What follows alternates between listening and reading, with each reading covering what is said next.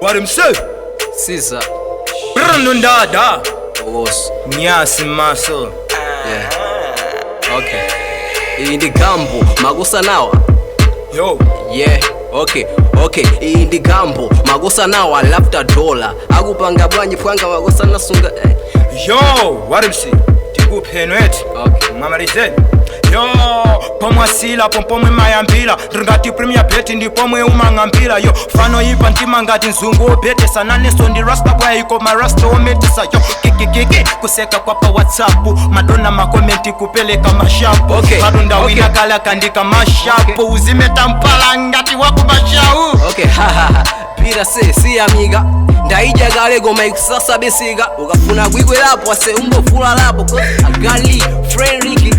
Yo, ndine chifana cha keto chimwana chimutufa. Atukale ndiwo gadi wakula kale ufa. Kulema ndine baby yako ndikujela bufwa. Ndine kafana kukia nikona ndimeka zolusa. Yo, kafana kurenta katatu pasiku kusamba. Ndecho ndikanika nchani kuja $10 za kuamba. Ndima telela papiti mwachidule ndine mulamba. Mabazi ndi mapesa sindi magawaso kamba. Okay, namvela wampili nkani sana opusa.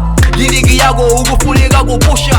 Mwana opusa ungandiuze yani nde kati uli nkango wako mana nifumutani.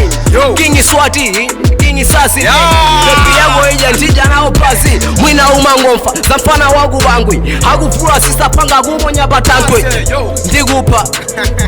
Yo, tell him, yo, ndiwoyela ngati ine kwa mama pazi kusiana. Ndi mapakula kulu, ine kusia ana. Ukuti ndiwe doni wachokela so kumasti. Mapazi atukuta mpaka kunyowe sapanti. Yo, Dani low, panupoti ukuona iwe malilo. Ndima kila zabule bwino mpaka barelo. Ndima menya zabani mbombo mboni radio. Okay. Ule muoya mpopine kwa bwana ziyampo.